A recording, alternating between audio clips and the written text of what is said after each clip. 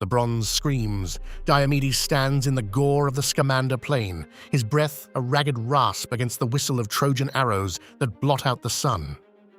Before him, a goddess weeps, her skin translucent as moonlight, and he does not lower his spear in reverence. He raises it in defiance. The mortal mist has been lifted from his eyes, and for the first time in human history, a mortal sees the gods as they truly are, targets. He stands at the razor's edge of blasphemy and glory. Will his courage be his crown, or will the touch of the divine burn his soul to ash? The sun had risen over the Troad like a burnished shield, casting long, jagged shadows from the towering walls of Ilium. For 9 long, grueling years, the Greeks had rotted in their camps, their spirits decaying alongside their ships. For 9 years, the shadow of Achilles had loomed over every man who drew a blade, a standard of excellence no one could reach.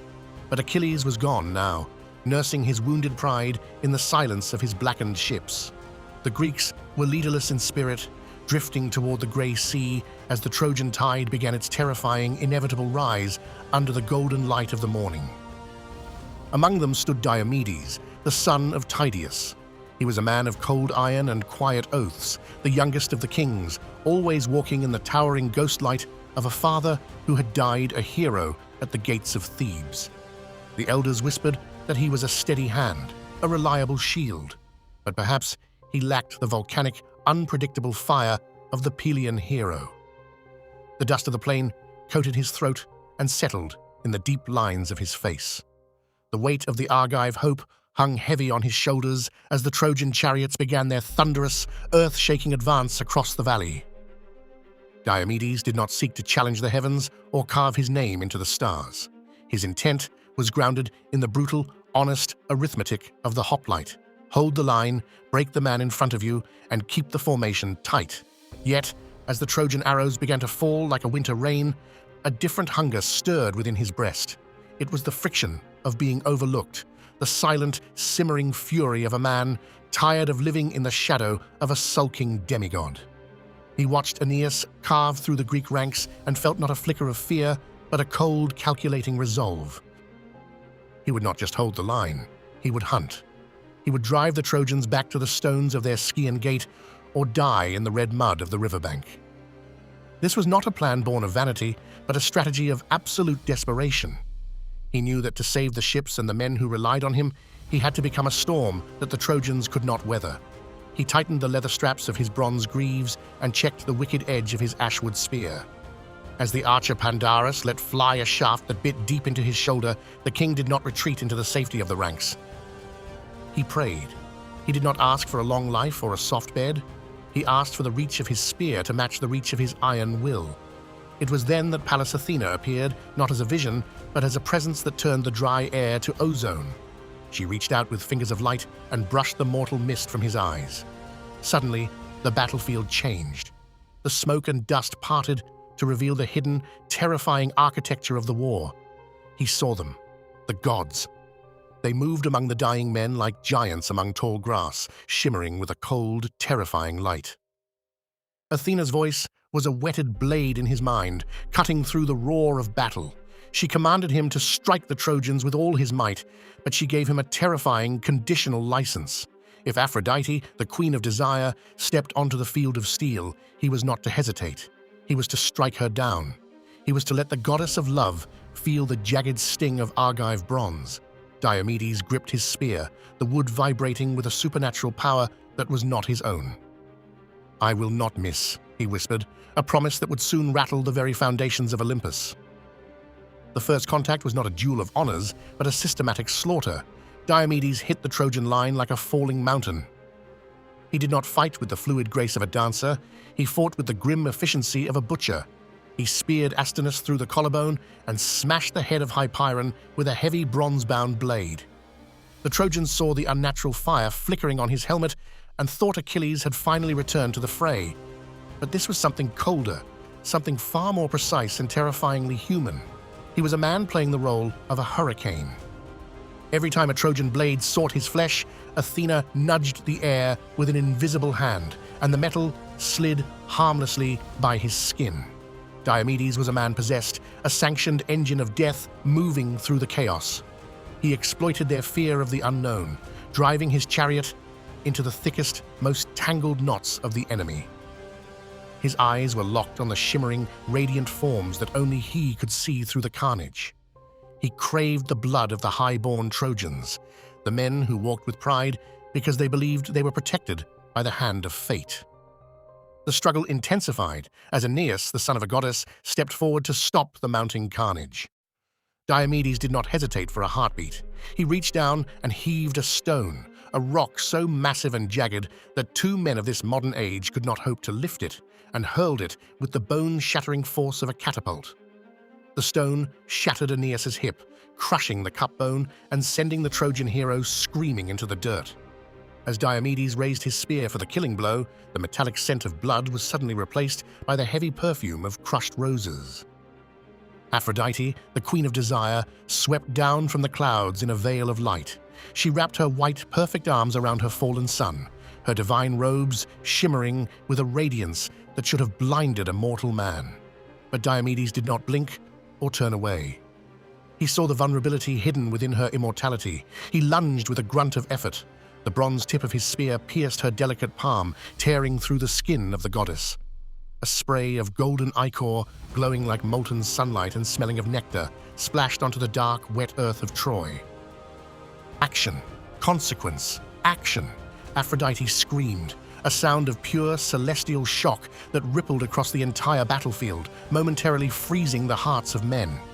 She dropped Aeneas and fled toward the heavens, her golden ichor staining the dust of the mortal world.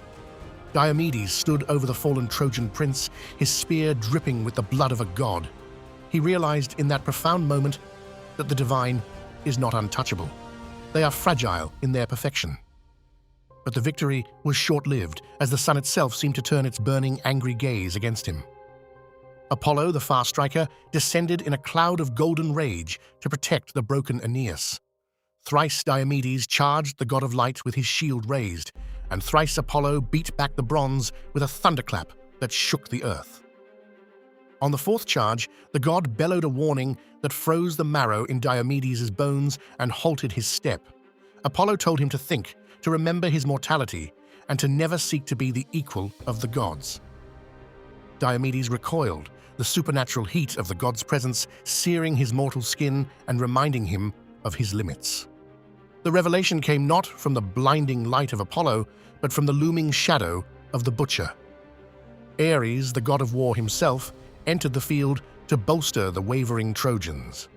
He was a wall of bronze and mindless fury, driving the Greeks back with a howl that sounded like the breaking of 1,000 shields. Diomedes felt his courage begin to waver. This was the raw, terrifying essence of the slaughter he had spent his life practicing. But Athena returned to the side of her champion, her presence a cold anchor in the storm of Ares' rage. She did not stand behind him this time. She climbed directly into his chariot. The wooden axle-tree of the vehicle groaned and bent visibly under the invisible, immense weight of the goddess of wisdom. She took the reins, her steady hands resting over his trembling ones. Diomedes realized that he was no longer just a king or a soldier. He was the physical vessel for a divine vengeance. He saw that the gods often use men as their hands, but in this singular moment, he was the one allowing a goddess to feel the visceral thrill of the kill. They collided with the force of a collapsing star. Ares thrust his massive spear with a cry of hate, but Athena caught the shaft and diverted it away into the empty air. Diomedes lunged with his own spear, and with the strength of the goddess surging behind the thrust, the bronze sank deep into the gut of the war god.